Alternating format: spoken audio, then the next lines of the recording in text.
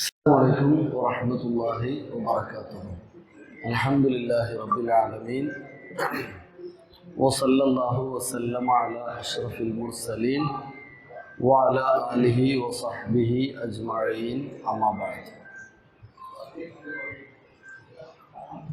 സ്നേഹ ബഹുമാനിയായ മജ്ലിസുൽ ഖുർആൻ സഹോദരി സഹോദരങ്ങളെ,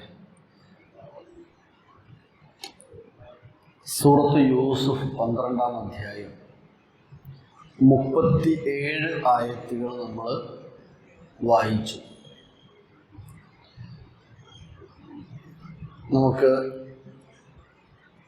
2 ആയത്തുകൾ 36, 37 കഴിഞ്ഞ ക്ലാസ്സിലെ ആയത്തുകൾ പാരായണം ചെയ്തുകൊണ്ട് പുതിയ ആയത്തുകളിലേക്ക് ബാക്കി ഭാഗത്തേക്ക് കടക്കാം. أعوذ بالله من الشيطان الرجيم. بسم الله الرحمن الرحيم. ودخل معه السجن فتيان قال أحدهما إني أراني أعصر خمرا وقال الآخر إني أراني أحمل فوق رأسي خبزا تأكل الطير منه نبئنا بتأويله إنا نراك من المحسنين.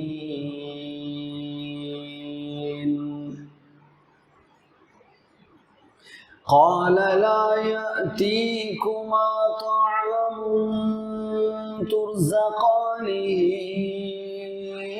إلا نبأتكما بتأويله قبل أن يأتيكما ذلكما مما علمني ربي إني تركت ملة قوم لا يؤمنون بالله وهم بالآخرة هم كافرون. പുതിയ ഭാഗം. ബിസ്മില്ലാഹിർ റഹ്മാനിർ റഹീം.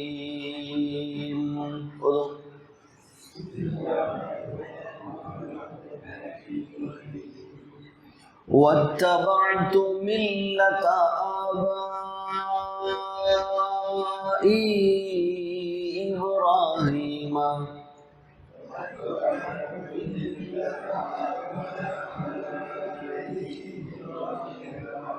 وإسحاق ويعقوب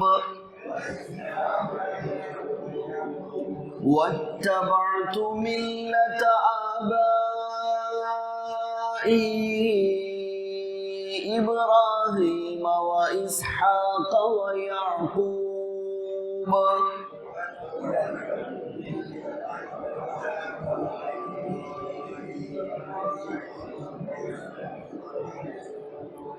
ما كان لنا أن نشرك بالله من شيء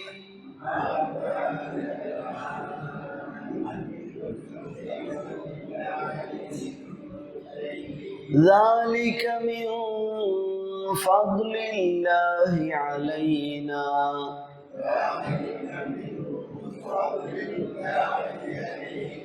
وعلى الناس ولكن أكثر الناس لا يشكرون.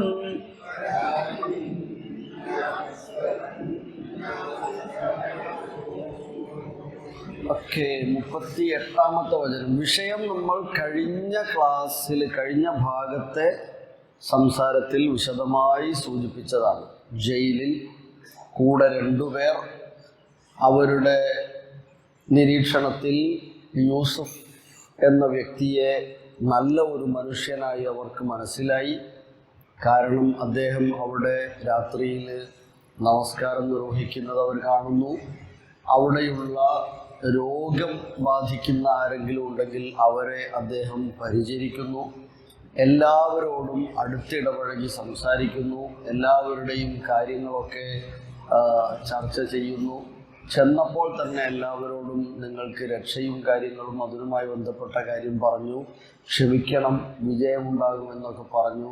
ആ സമയം മുതൽ തന്നെ അവർക്കൊക്കെയും അദ്ദേഹം ഒരു നല്ല വ്യക്തിത്വമാണ്. ഇങ്ങനെ ഒരാൾ ഇതുവരെ ഞങ്ങളോട് പറഞ്ഞിട്ടില്ലല്ലോ എന്ന് തുടങ്ങിയതാണ്.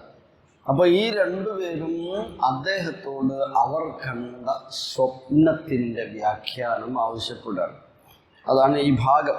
സ്വപ്ന വ്യാഖ്യാനത്തിലേക്ക് നമ്മൾ ഇന്നും എത്തുന്നില്ല, അടുത്ത ക്ലാസ്സിലായിരിക്കും ഇൻഷാ അല്ലാഹ്. ഏതായിരുന്നാലും അവിടെ വെച്ച് അദ്ദേഹം ചില കാര്യങ്ങൾ അവർക്ക് അറിയിച്ചു കൊടുക്കുന്നുണ്ട്. ആ രണ്ടുപേരെ മാത്രമല്ല, ജയിലിലുള്ള ആ ആളുകൾക്ക് മുഴുവനുമായി തൗഹീദി സന്ദേശം എത്തിക്കുന്നുണ്ട്. നമ്മൾ പറഞ്ഞു, നമ്മൾ എവിടെയായിരുന്നാലും കൂടുതൽ ആളുകൾ എന്ത് ആളുകളാണോ അതനുസരിച്ച് അഡ്ജസ്റ്റ് ചെയ്യുകയല്ല. നമ്മൾ എവിടെയായാലും നമ്മൾ തന്നെയാണ്. നമ്മളെ കണ്ട് പഠിക്കട്ടെ, അവരിലേക്ക് നമ്മൾ പെട്ടുപോകാതിരിക്കട്ടെ. ഇതാണ് യൂസുഫ് നബി നമുക്ക് തന്ന ഏറ്റവും വലിയ ഒരു സന്ദേശം. ജയിൽ ജീവിതത്തിൽ പോലും അദ്ദേഹം തൻ്റെ ആദർശത്തെ തുറന്നു പറഞ്ഞു. ഞാനേതായാലും തെറ്റ് ചെയ്തവനും അല്ല, എനിക്ക് എൻ്റെ ആദർശം തുറന്നു പറയാം. ഇങ്ങനെ അവരുടെ മുമ്പിൽ ജീവിച്ച് കാണിച്ചു കൊടുക്കുകയായിരുന്നു. കൂടെ അദ്ദേഹം പറഞ്ഞു, ഞാൻ വത്തബഅതു മില്ലത ആബാഇ, അതിന് തൊട്ട് മുമ്പ് പറഞ്ഞത് ഇന്നി തറക്തു മില്ലത ഖൗമിൻ ലാ യുഅ്മിനൂന ബില്ലാഹി വഹും ബിൽ ആഖിറതി ഹും കാഫിറൂൻ. ഞാൻ അള്ളാഹുവിൽ വിശ്വാസമുള്ള ഒരാളാണ് എന്ന് പറഞ്ഞു തുടങ്ങി. ആഖിറത്തിൽ വിശ്വാസമുള്ള വ്യക്തിയാണ്. എന്നിട്ട് പറഞ്ഞു, ആ വിശ്വാസം എങ്ങനെയാണ്? അത് മില്ലത്തു ആബാഇ ഇബ്രാഹിമ വ ഇസ്ഹാഖ വ യാഖൂബ് വത്തബഅതു. അർത്ഥം പറയൂ. ഇത്തബഅ പിന്തുടർന്നു, പിൻപറ്റി. ഇത്തബഅതു ഞാൻ പിൻപറ്റി. വ പ്ലസ് ഇത്തബഅതു കൂട്ടി വായിക്കുമ്പോൾ വത്തബഅതു. വത്തബഅതു ഞാൻ പിൻപറ്റി, ഞാൻ പിൻപറ്റിയിരിക്കുന്നു. ഞാൻ പിൻപറ്റുന്നത് മില്ലത്ത് മാർഗം, പാത. നമ്മൾ മില്ലത്ത് ഇബ്രാഹിം, മതം, റിലീജിയൻ എന്നതിനൊക്കെ മില്ലത്ത് എന്നുണ്ടാവും. മില്ലത്ത ആബാഇ, അബുൽ ജംഅ ആബാ, പിതാക്കൾ. ഈ എൻ്റെ ഈ എൻ്റെ പിതാക്കളുടെ മാർഗമാണ്, മില്ലത്താണ് ഞാൻ പിൻപറ്റുന്നത്. അത് മേലെ പറഞ്ഞ മില്ലത്താ. അള്ളാഹുവിൽ വിശ്വാസമുണ്ട്, ആഖിറത്തിൽ വിശ്വാസമുണ്ട്. അങ്ങനെയുള്ള ഒരാളാണ് ഞാൻ. വത്തബഅതു മില്ലത ആബാഇ, ഇബ്രാഹിം നബിയുടെ, വ ഇസ്ഹാഖ് നബിയുടെ, വ യാഖൂബ അലൈഹിസ്സലാം. മാ കാന ലനാ അൻ നുശ്രിക ബില്ലാഹി മിൻ ഷൈഇൻ. പറയൂ. മാ കാന ലനാ. ലനാ ഞങ്ങൾക്ക്. മാ കാന ലന, മാ കാന ലന ഞങ്ങൾക്ക് പാടില്ല, ഞങ്ങൾക്കില്ല, നിങ്ങൾക്ക് ഇല്ല.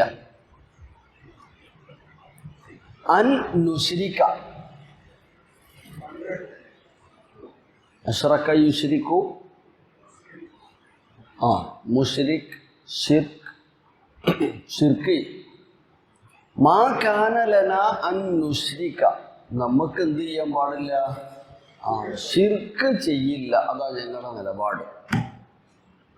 ബില്ലാഹി അല്ലാഹുവിൽ മിൻ ഷൈഇൻ ഒന്നിൽ നിന്നും അല്ലാഹുവിൽ ഞങ്ങൾ പങ്കുചേർക്കുകയില്ല.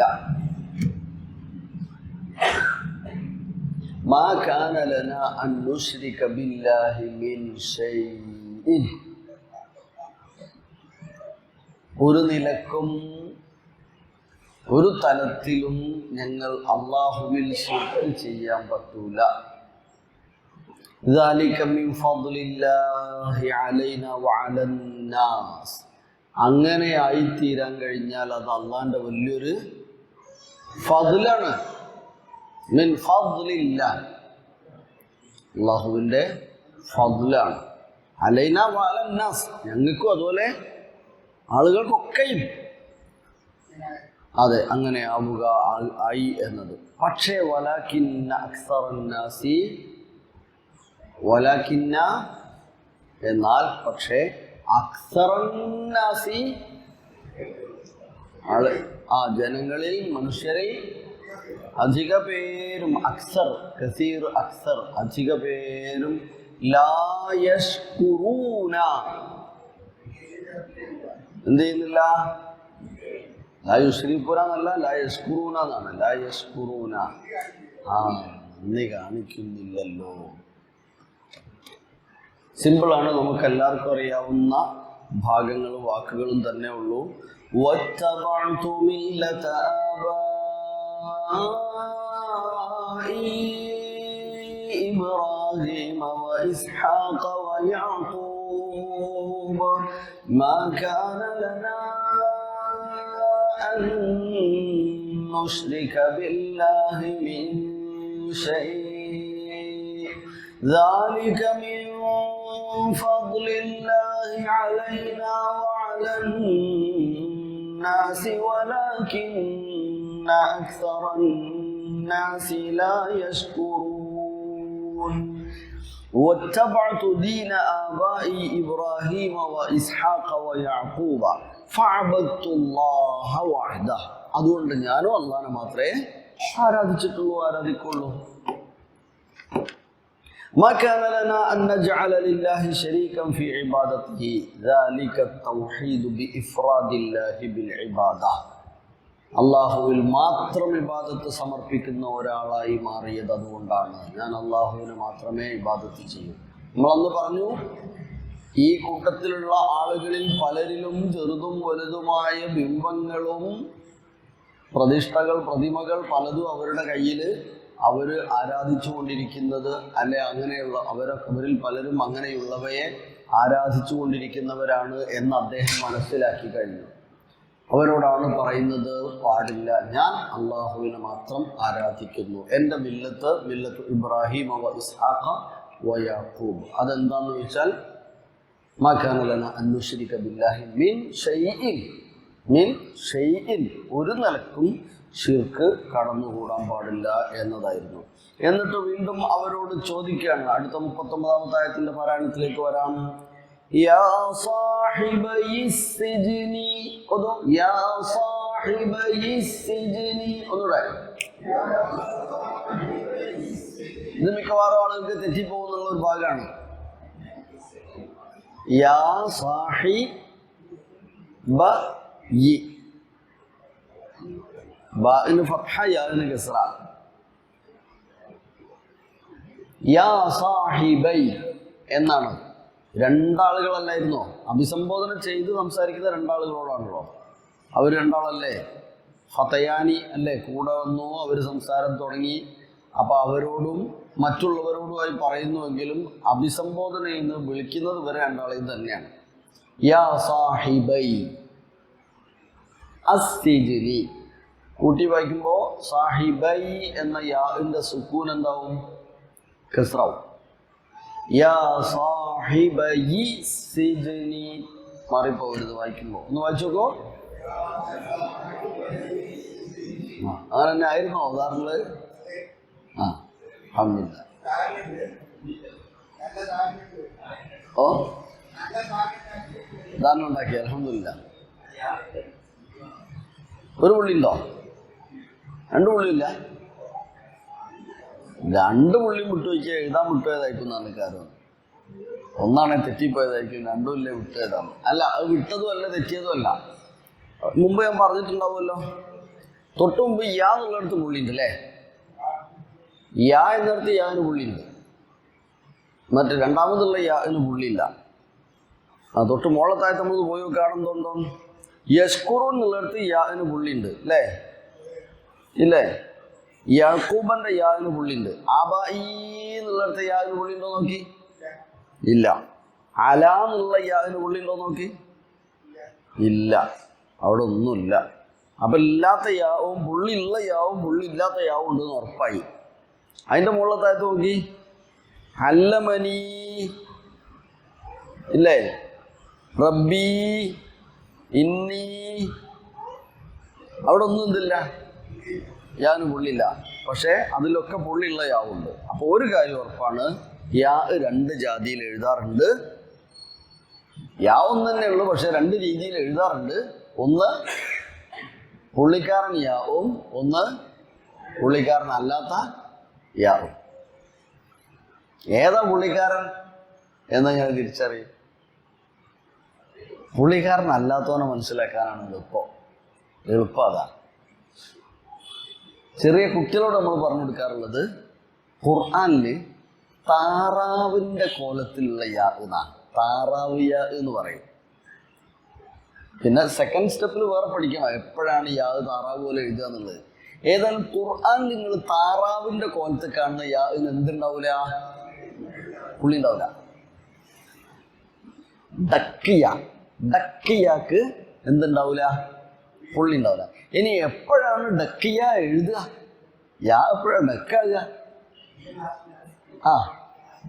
ലാസ്റ്റ് ഒരു പദത്തിന്റെ അവസാനത്തിൽ യാ വരുമ്പോ അതെന്തായിരിക്കും, ഡക്കായിരിക്കും. ഒന്ന്. പിന്നെ ചിലപ്പോൾ അവസാനത്തിൽ അല്ലാണ്ടും വരും. ഇപ്പൊ ഷെയ് എന്നുള്ളിടത്ത് എവിടെ നോക്കി? ഇപ്പൊ വന്ന വാക്കിൽ ഷെയ് എന്നുള്ളിടത്ത് വാക്കിന്റെ അവസാനത്തിലാണോ?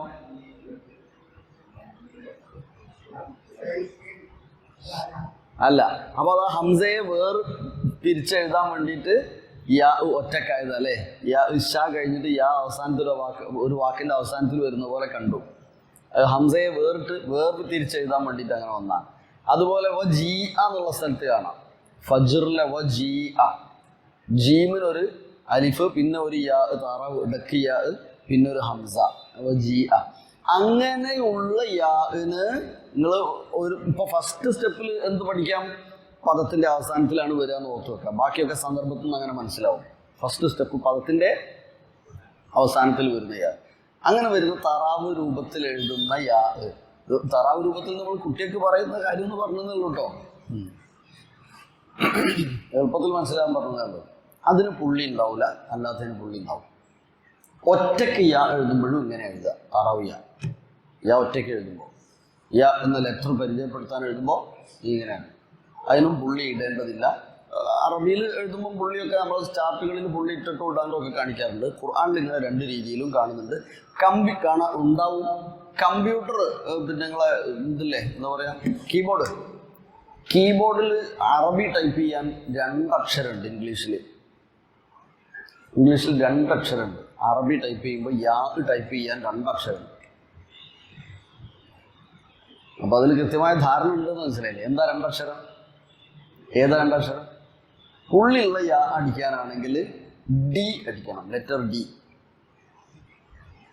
ഡി പുള്ളിയുള്ള യാ അടിക്കണമെങ്കിൽ. ഇനി പുള്ളി ഇല്ലാത്ത യാ അടിക്കണമെങ്കിൽ ലെറ്റർ എൻ അടിക്കണം, എൻ. അപ്പോൾ പുള്ളി ഇല്ലാത്ത യാ വരും. അപ്പൊ എവിടെയൊക്കെയാണ് പുള്ളി ഉള്ള യാ വേണ്ടത്, ഇല്ലാത്ത യാ വേണ്ടതെന്ന് അടുത്ത് നമ്മൾ പഠിച്ചു വെച്ചാൽ മതി. എന്നാൽ ഖുർആൻ എഴുതുമ്പോൾ തെറ്റൂല. ഓക്കെ, ഇപ്പൊ 2 യാ മനസ്സിലായല്ലോ? യെസ്, വിഷയത്തിലേക്ക് പോവാം. യാ സാഹിബൈ സിജ്നി, അർത്ഥം പറയും. സിജ്ന് നേരത്തെ വന്നതാണ്, സാഹിബ് നേരത്തെ വന്നതാണ്. എൻ്റെ ജയിൽ സുഹൃത്തുക്കളെ, എൻ്റെ ജയിൽ സുഹൃത്തുക്കളെ, കൂട്ടുകാരെ, ഞാനൊരു കാര്യം ചോദിച്ചോട്ടെ. അർബാബുൻ റബ്ബ് അർബാബ്. റബ്ബുകൾ ആണോ? ആണോ എന്നവിടെ ചോദ്യം. ആദ്യത്തെ ഇസ്തിഫ്ഹാമിയ, ചോദിക്കാൻ വേണ്ടി ഉപയോഗിച്ച ആയാണ്. അർബാബുൻ മുതഫർരിഖൂന, മുതഫർരിഖൂന പല പല പല പല വ്യത്യസ്തമായ കുറെ വിഭിന്നങ്ങളായ അർബാബുകൾ ആണോ? വിഭിന്നങ്ങളായ വ്യത്യസ്തങ്ങളായ വ്യത്യസ്ത രക്ഷാധികാരികൾ ആണോ? ഖൈറുൻ ഗുണം, ഉത്തമം, ഉത്തമം എന്നല്ല നല്ലത്, ശരി, ഖൈറ്. അമില്ലാഹു അമി അമില്ലാഹു അമില്ലാഹു അതോ അല്ലാഹു അൽ വാഹിദ്, അല്ലാഹുൽ വാഹിദ് ഏക ഇലാഹാണോ? ഏകനായ അല്ലാഹുവാണോ? അഥവാ അള്ളാഹുവിനെ കുറിച്ച് വിശേഷണം കൊടുത്തു അൽ ഖഹാർ, സർവാധിപതിയായ, അടക്കി ഭരിക്കുന്ന, സർവ്വതും ഒരുപോലെ സർവ്വതിനെയും ഭരിക്കുന്ന ഏകനായ അള്ളാഹുവാണോ? ഞാനീ പറയുന്ന സർവ്വതും ഭരിക്കുന്ന ഒരേ ഒരു അള്ളാഹുവാണോ? സർവാധിപനായ അള്ളാഹുവാണോ? അതല്ല ഇങ്ങനെ പല പല പല പല പല ദൈവങ്ങളുമാണോ? ഉത്തമം എന്ന് അവരോടൊരു ചോദ്യം ചോദിക്കുന്നുണ്ട്. ജയിലിലെ സുഹൃത്തുക്കളെ, വ്യത്യസ്ത രക്ഷാധികാരികളാണോ ഉത്തമം? അതല്ല ഏകനും സർവാധികാരിയുമായ അള്ളാഹു. വഖാല യൂസുഫു ലിൽ ഫതയൈനി അല്ലദീന മഅഹു ഫിസ്സിജ്ൻ അഇബാദത്തു ആലിഹത്തിൻ മഖ്ലൂഖത്തിൻ ശത്ത. മഖ്ലൂഖുകളായ ഒരുപാട് ആലിഹത്തുകൾ അവരാണോ ഖൈർ?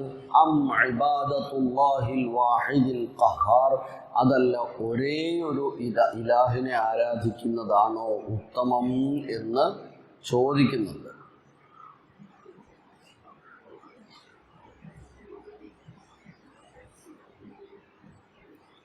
എന്നിട്ട് പറഞ്ഞു, നിങ്ങൾ ആരാധിച്ചു കൊണ്ടിരിക്കുന്നവയുടെ വ്യർത്ഥത എന്താണ് എന്ന് അവരെ അറിയിക്കുക കൂടെ ചെയ്യുന്നുണ്ട്. നമുക്ക് അതുകൂടെ വായിക്കാം. 40-ാമത്തെ ആയത്തിൽ മാ തഅബുദൂന മിൻ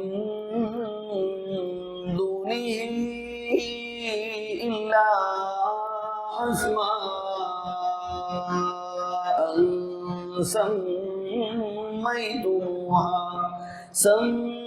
سميتموها أنتم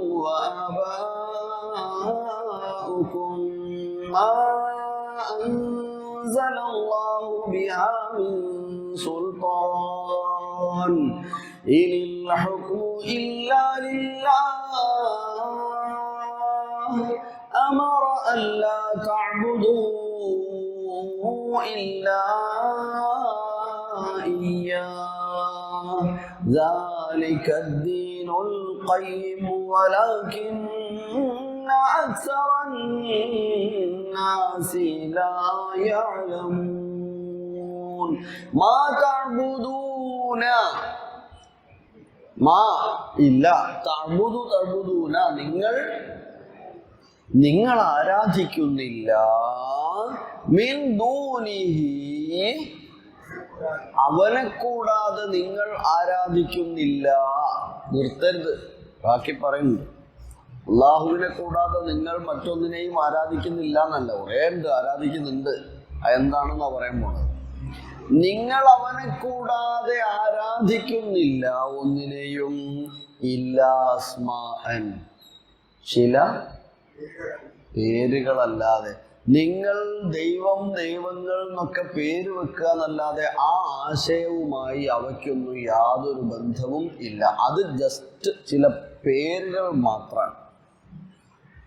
ദൈവം എന്ന ഒരു പേര് മാത്രം. ഇന്നാലിന്ന ദൈവം എന്ന പേര് മാത്രമാണ് അവയ്ക്കുള്ളത്. അവയ്ക്കൊന്നും ദൈവം എന്ന ആശയവുമായി അല്ലെങ്കിൽ റബ്ബ് ഇലാഹ് എന്ന ആരാധ്യൻ എന്ന ആശയവുമായി ബന്ധമില്ല. അതൊക്കെ കേവലം ചില നാമകരണങ്ങൾ മാത്രം. ഇൻഹിയ ഇല്ലാ അസ്മാഉൻ സമ്മൈതുമുഹ, സൂറത്തുൽ നജ്മിലും വന്നിട്ടുള്ളത്. നിങ്ങൾ നൽകിയ ചില പേരുകൾ മാത്രമാണല്ലോ അത്, പ്രമാണം ഉള്ളതല്ലല്ലോ.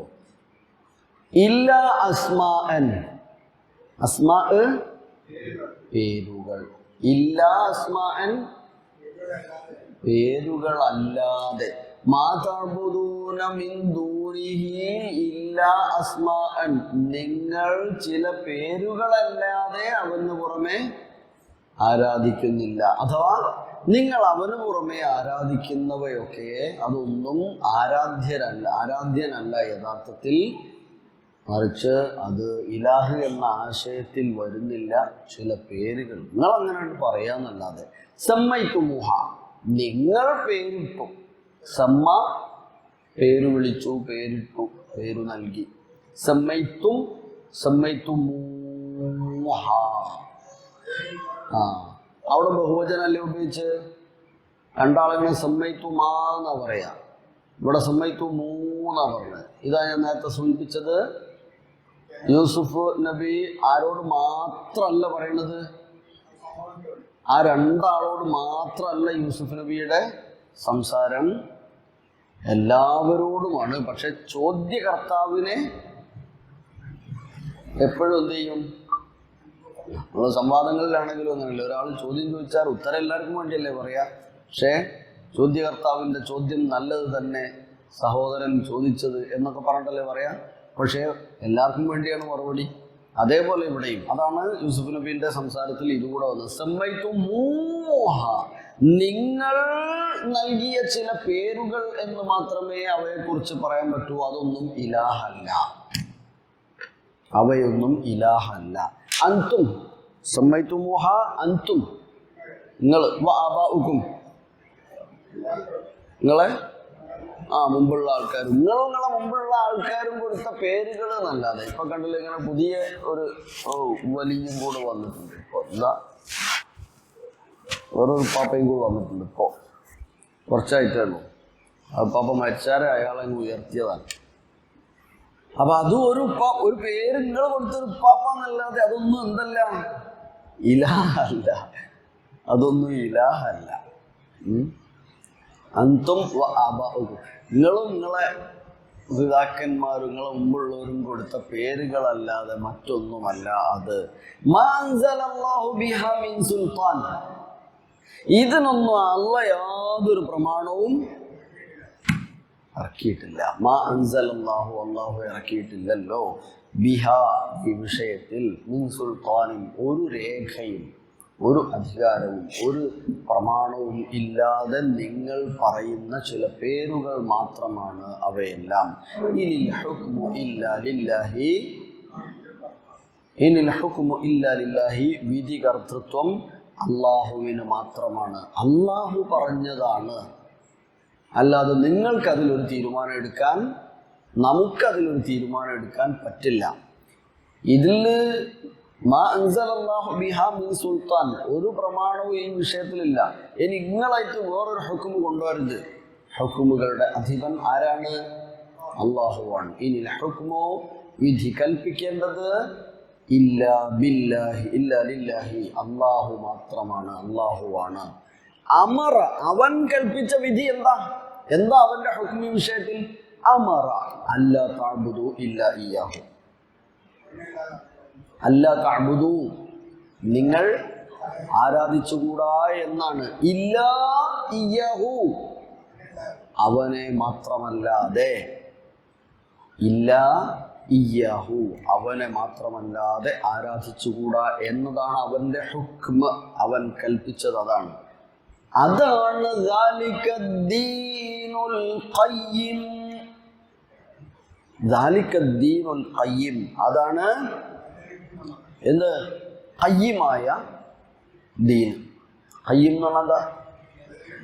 ഖീമത്ത്, ഖയ്യിം മൂല്യവത്തായ ശക്തമായ ഭദ്രമായ വളവ് വക്രത ഇല്ലാത്ത ഖയ്യിം.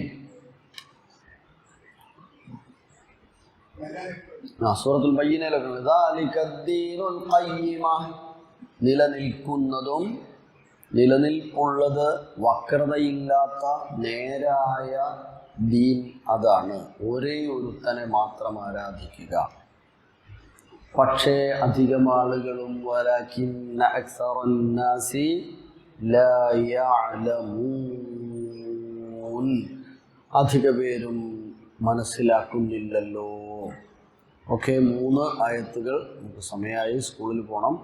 41-ാമത്തെ വചനത്തിൽ സ്വപ്ന വ്യാഖ്യാനത്തെക്കുറിച്ച് വിശദീകരിക്കുന്നുണ്ട്. നമുക്കതിലേക്ക് അടുത്ത ആഴ്ച കടക്കാം. 3 ആയത്തുകൾ ഒന്നുകൂടെ പാരായണം ചെയ്യാം. അഊദു ബില്ലാഹി മിനശ് ശൈത്വാനിർ റജീം. ബിസ്മില്ലാഹിർ റഹ്മാനിർ റഹീം. വത്തബഅതു മില്ലത ആബാഇ إبراهيم وإسحاق ويعقوب ما كان لنا أن نشرك بالله من شيء ذلك من فضل الله علينا وعلى الناس ولكن أكثر الناس لا يشكرون يا صاحبي السجن أأرباب متفرقون خير يا صاحبي السجن أأرباب متفرقون خير أم الله الواحد القهار ما تعبدون من دونه إلا أسماء سميتموها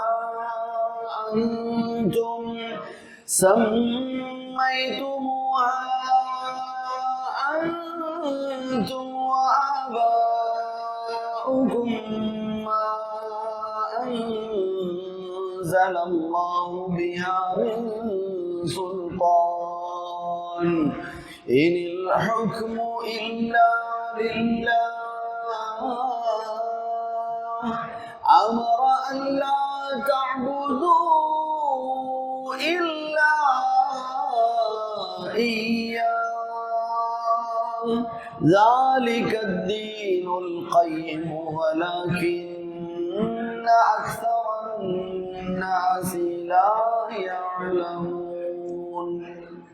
അല്ലാഹു സുബ്ഹാനഹു വ തആല വിശുദ്ധ ഖുർആനിനെ കൃത്യമായി പഠിക്കാനും ജീവിതത്തിൽ പകർത്താനും നമ്മെ എല്ലാവരെയും തൗഫീഖ് ചെയ്ത് അനുഗ്രഹിക്കട്ടെ. ആമീൻ. അസ്സലാമു അലൈക്കും.